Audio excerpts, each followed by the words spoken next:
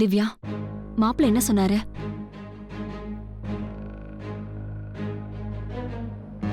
என்னடி தயங்கிட்டு இருக்க? அம்மா, அவர் எப்படியாவது 200 பவுன் போட்டுருங்க, அப்பதான் உங்களுக்கு கௌரவமா இருக்கும்னு சொன்னாரு. மாப்பிள்ள அப்படியா சொன்னாரு? ம். என்னால நம்பவே முடியலையே.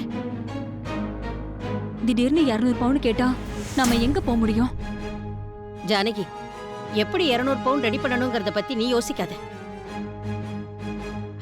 எனக்கு என்னமோ இந்த சம்பந்தமே வேண்டான்னு தோணுது.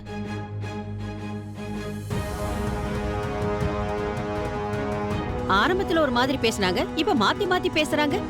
இது சரியான சம்பந்தமா எனக்கு தோணல. நிச்சயம் பண்ணியாச்சு, இப்ப எப்படி வேணான்னு சொல்ல முடியும்? அதுக்காக 200 பவுனுக்கு இப்ப நாம எங்க போறது? நான் தரேன்.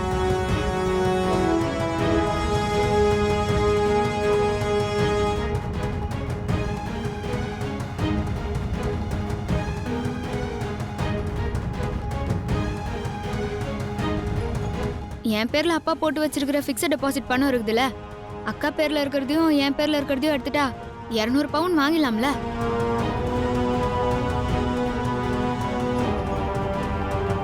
மொத்தத்தையும் எடுத்து கொடுத்துட்டா அப்புறம் உன் கல்யாணத்துக்கு என்னடி பண்றது?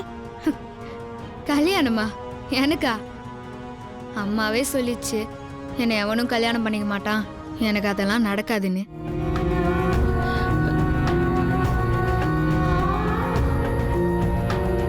என்னெல்லாம் யாருக்கு பாட்டி பிடிக்கும்? என்னம்மா?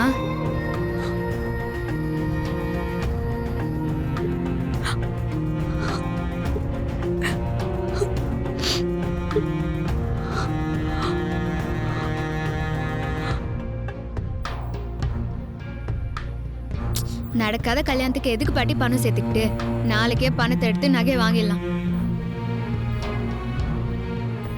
ஏய், லூஸ் மாதிரி பேசாதடி. ஏதோ கோவத்துல அன்னைக்கு அப்படி பேசிட்டேன். கோவத்துல பேசினாலும் உண்மைதானம்மா நீ சொன்ன.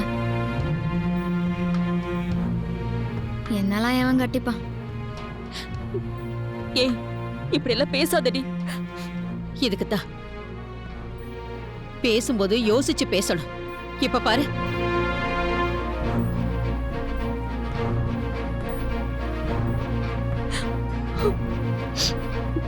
இத பாரு, நீ வேணா உங்க அக்காக்கு விட்டு கொடுக்கலாம், ஆனா நான் இதுக்கு ஒத்துக்க மாட்டேன். உன் பேர்ல இருக்கிற பணம் உனக்குதான். அப்ப அக்காக்கு எப்படி 200 பவுன் போடுவீங்க? நான் இந்த கல்யாணமே வேண்டான்னு சொல்றேன், நீங்க அத பத்தியே பேசுறீங்க. பாட்டி, இப்படிப்பட்ட ஒரு மாப்பிள்ளைய இனி நீயும் அம்மாவும் நினைச்சாலும் அக்காக்கு கட்டி வைக்க முடியாது. அக்காக்கும் மாப்பிள்ளைய ரொம்ப பிடிச்சிருக்குது.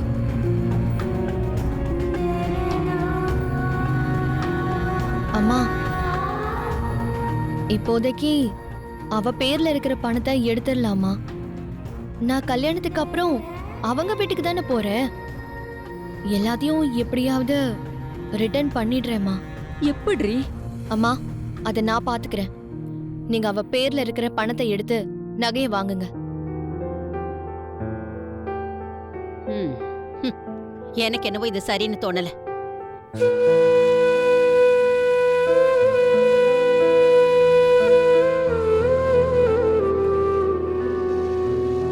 அம்மா, நாளைக்கு பேங்க் போயிடலாமா?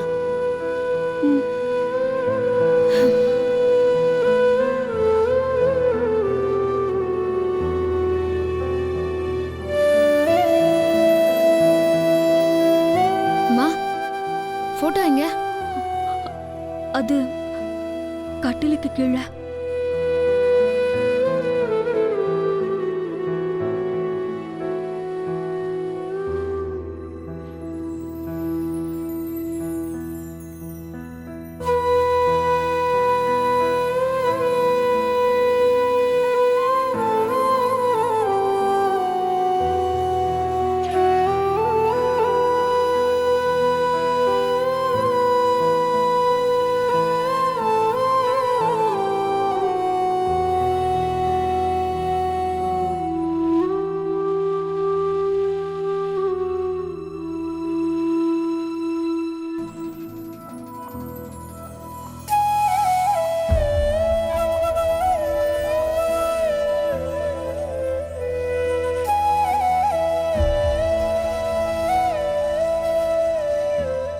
எதுக்கடி பாழுவுற? ஏம்மா?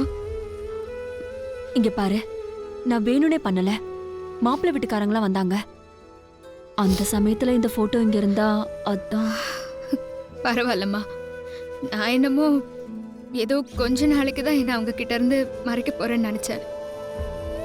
ஆனா என்ன மொத்தமாவே ஒதுக்க போறீங்கன்னு இப்பதாம்மா புரிஞ்சுது. சத்யா,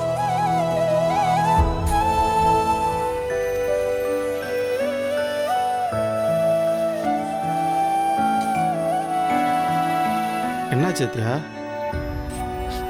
என்ன? ரொம்ப சந்தோஷமா நீயும் அப்பாவும் இருக்கிற போட்டோவை எடுத்துட்டு போன, திரும்பி கொண்டு வந்து இங்கேயே மாட்டுற. என்ன பிரச்சனை சத்யா? என்ன சத்யா, உன் முகமே சரியில்லை. டேய், வாய் மூடிட்டு வேலையை பாருங்கடா. இங்க பார் சத்யா, எங்க இருக்கிற கோவத்தை எங்ககிட்ட காட்டாத.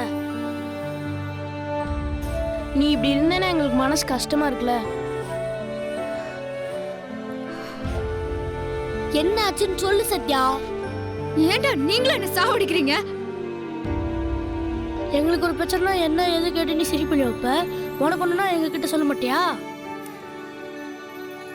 அப்பப்போ சொல்லுவல்ல, நீங்களாம் என் கூட பிறக்கதானே அந்த மீரான. அது உண்மையாக இருந்தால் என்ன பிரச்சனை சொல்லு சத்யா.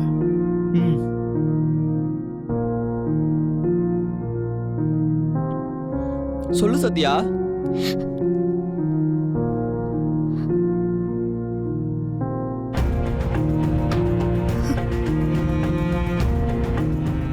இந்த போட்டோவை நான் எவ்வளோ ஆசையா சந்தோஷமா எடுத்துட்டு போனேன்னு உங்களுக்குலாம் தெரியும்லடா. ஹாலில் மாட்டி வச்சிருந்த போட்டோ இன்னைக்கு எங்க இருந்துச்சு தெரியுமா? கட்டில கடையில தூக்கி வீசியிருக்காங்க. ஏன் நீ உங்கள் அப்பா இருக்க ஃபோட்டோ தானே? அப்பா போட்டோ அங்க இருக்கிறதுல யாருக்கும் பிரச்சனை இல்லடா. அதுல நான் இருக்கிறது அவங்களுக்கு பிரச்சனை.